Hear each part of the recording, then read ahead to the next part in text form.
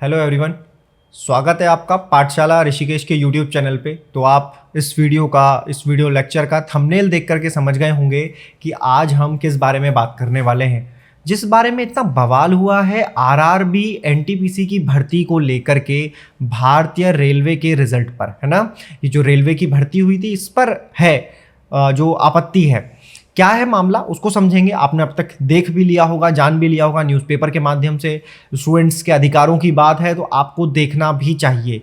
Cut off का सच क्या है ये तो मैं डिस्कस करूंगा। अगर आप भविष्य की पीढ़ी हैं जो तैयारी करने वाले हैं उनको भी ये वीडियो लेक्चर देखना चाहिए। जिन्होंने अभी एग्जाम दिया, जिनका नहीं हुआ, उन्हें एनटीपीसी स्कोर कार्ड दिखाऊंगा मैं, जिसमें स्कोर उन बच्चों के जिन्होंने क्वालिफाई की, उनके रो स्कोर कितना था और नॉर्मलाइज होके कितना आया। लिखा है 70% से कम में काम नहीं चलेगा, ये सच्चाई है। 70% से कम में काम नहीं चलेगा। अगर कोई भी आप एग्जाम देने जा रहे हो, क्वालिफाई करना है तो कम से कम ये मान लीजिए, ये मानक रखिए। उसके आगे का सोचिए, कम आ जाए वो बात अलग, लेकिन कम से कम उससे आगे ही आपको जाना है। सीबीटी 2 में क्या चैलेंज होगा, क्या चैलेंज होगा सीबीटी 2 में? अगर रिजल्ट हुआ रिवाइज्ड, समझना मेरी बात को, अगर रिजल्ट रिवाइज्ड हुआ और बच्चों को मौका मिला तो जो अभी शॉर्ट लिस्ट हुए हैं, भले वो बहुत अच्छे बच्चे होंगे पढ़ने में, लेकिन उनके लिए फिर आगे की राह मुश्किल होने वाली है। मतलब काम नहीं चलेगा, पढ़ते रहना पड़ेगा लगातार।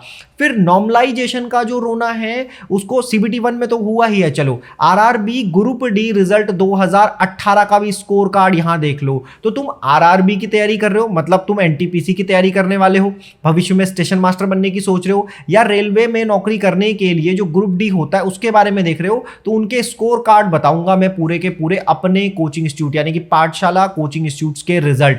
पाठशाला अपने रिजल्ट्स के लिए जाना जाता है, ऐसा कोई एग्जाम नहीं जिसका हमने रिजल्ट नहीं दिया हो। ठीक है, तो हम कट ऑफ की बात करेंगे। सबसे पहले कट ऑफ का है कि बहुत ज्यादा हाई चली गई है। कहा गया था 20 गुना जो बच्चे हैं, मतलब जितनी पोस्ट आई हैं 35,000 के लगभग पोस्टें, कहा इसका 20 गुना बच्चों को हम सीबीटी 1 में क्वालिफाई करवाएंगे। बात बिल्कुल सही है कि सीबीटी 1 में इतना क्वालिफाई करवाओ। क्यों क्वालिफाई करवाओ सीबीटी 1 में? क्योंकि सीबीटी 1 जब आप इतनी ज्यादा शिफ्टों में लेने वाले हैं तो आप कैसे डिसाइड कर सकते हैं कि आपने इतना बैलेंसिंग पेपर बना दिया कि वो इक्वल रहने वाला है, हर शिफ्ट में इक्वल रहेगा। भाई इतनी शिफ्टों में पेपर करा रहे हो, हर दिन 2-2 3-3 शिफ्टें हो रही हैं और वो 153 शिफ्टों में जाकर के पेपर खत्म हो रहा है, तो हर किसी का लेवल तो बराबर नहीं होगा।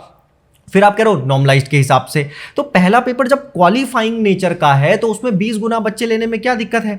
अभी जो आपने बच्चे लिए वो एक बच्चा, एक स्टूडेंट जो था, आपने उसको लगभग मोटा मोटी ले लो 5 पोस्टों पे क्वालिफाई करवा दिया, जिसकी वजह से कट ऑफ बहुत ज्यादा कम चली गई। अब हम आते हैं अपने स्कोर कार्ड के ऊपर कि मैं आपको सीबीटी स्कोर कार्ड दिखा दूं और ये मैसेज आपको दे दूं कि अगर आप किसी भी एग्जाम की तैयारी कर रहे हैं तो आप पाएंगे कि उन्हीं बच्चों का लगभग मेरे यहां से तो कम से कम उन्हीं बच्चों का हुआ है सिलेक्शन जिनके 70% से बहुत ज्यादा मार्क्स थे, या एटलीस्ट 70% थे। जिनके भी 65% से कम मार्क्स थे उनमें से हो सकता है किसी 1-2 का हुआ हो, लेकिन सभी का नहीं हुआ है। तो कम करके, बहुत कम करना क्वेश्चन को, एक्यूरेसी की तरफ जाना। भाई 70% मान लो कि कट ऑफ, अब कंपटीशन बहुत ज्यादा बढ़ गया है, हर कोई तैयारी कर रहा है, यही सच है। ठीक है, सीबीटी 2 में क्या होने वाला है ये सारे रिजल्ट में बताऊंगा। तो आगे चलते हैं, स्कोर कार्ड देखो और उनको वहां डिस्कस करते हैं। ये स्कोर कार्ड है चंडीगढ़ के। कहां के हैं? चंडीगढ़ के। जिसको तुम लोगों ने फॉर्म नहीं भरा कि बोला भाई हाई कट ऑफ जाएगा, हमारे स्टूडेंट वहीं लड़ रहे हैं। कहां पर? चंडीगढ़ में लड़ रहे हैं। ये है चंडीगढ़ जोन।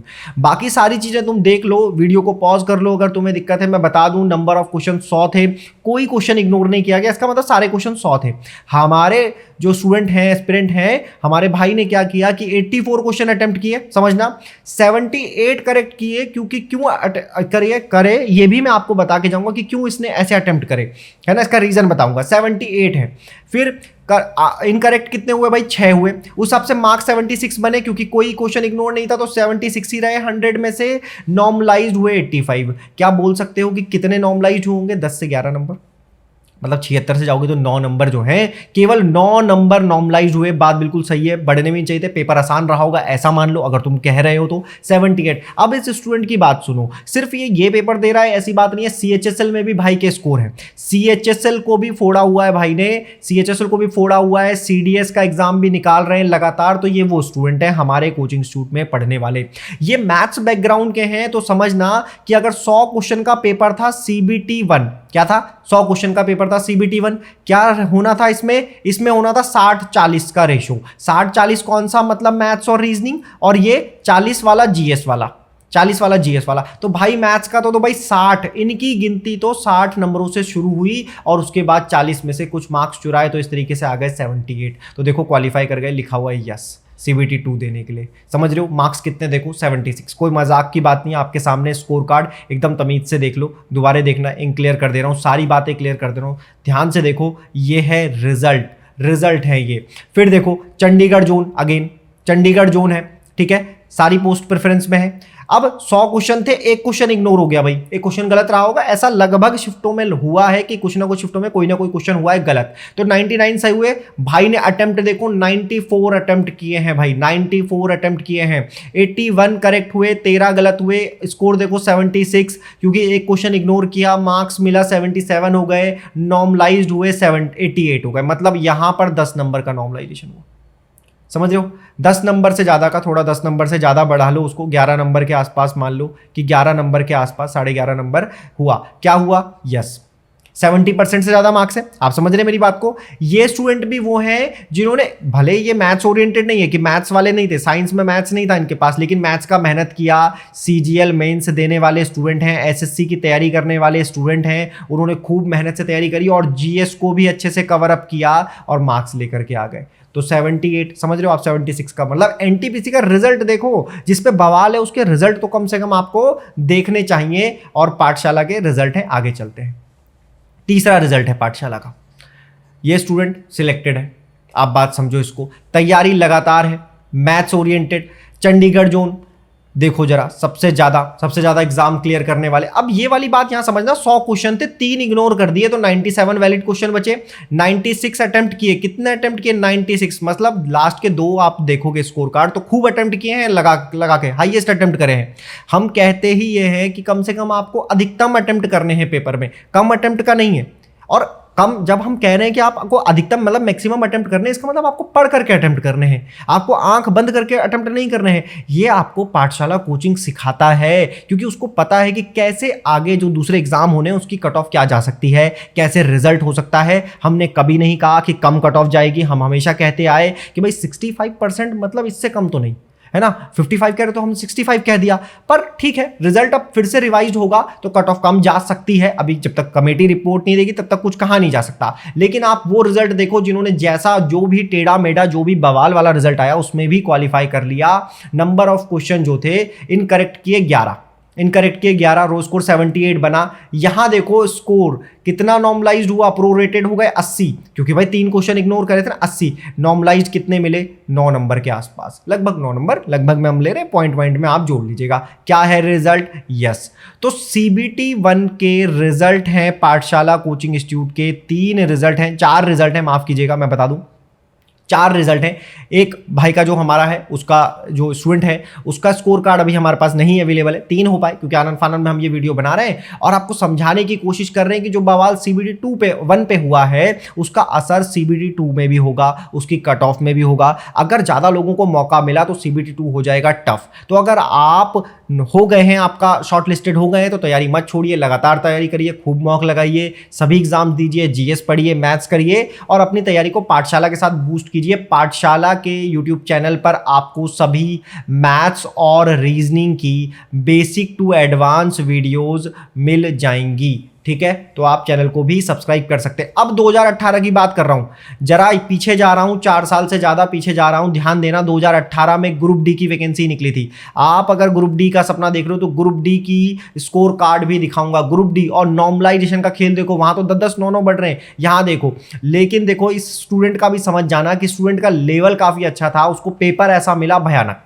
हुआ क्या, पेपर की पूरी कहानी समझना कि टोटल अटेम्प्ट किए 88, टोटल करेक्ट हुए 59, टोटल रॉन्ग हुए 29, एक टोटल नंबर ऑफ क्वेश्चन जो इग्नोर्ड है ना 5, ये थे रीजनिंग और मैथ्स के। अब इस स्टूडेंट ने 5 क्वेश्चन करने में अपना लगभग आधा घंटा गवा दिया। क्वेश्चन करें क्योंकि मैथ्स कर रहे हैं, अच्छी मैथ्स कर रहे हैं, ग्रुप डी की मैथ्स से कितनी टफ हो जाएगी, लेकिन भैया क्योंकि क्वेश्चन ही गलत थे तो वहां आंसर ही नहीं निकले, स्टूडेंट का हो गया दिमाग खराब। स्टूडेंट ने वैलिड क्वेश्चन में देखा, जब रिजल्ट आया 95, रो स्कोर बने 49, उम्मीद ही नहीं थी क्योंकि अब ग्रुप डी का पेपर वो भी सॉल्व नहीं हो रहा, तुम इतना पढ़ रहे हो तो खूब अटेम्प्ट कर दिए। 49 आया रो स्कोर, मतलब कोई उम्मीद नहीं कि हो जाएगा। फिर क्या हुआ, नॉर्मलाइज बाबा ने अपना खेल दिखाया और नॉर्मलाइज हो गया ये स्कोर, इतना बढ़ गया 49, 50, 25 नंबर के आसपास। क्या था, शॉर्ट लिस्टेड। यस हो गए, shortlisted for physical efficiency test. Pathshala coaching institute के स्टूडेंट हैं ये।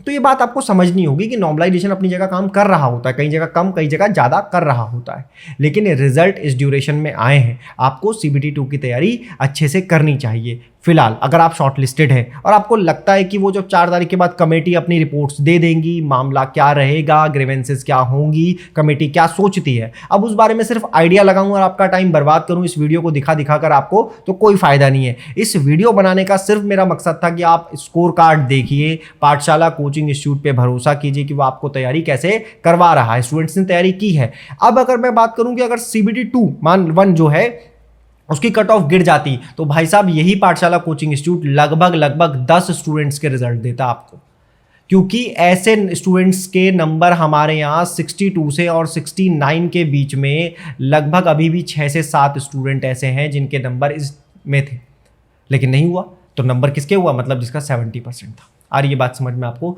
तो ये बात आपको ध्यान देनी है।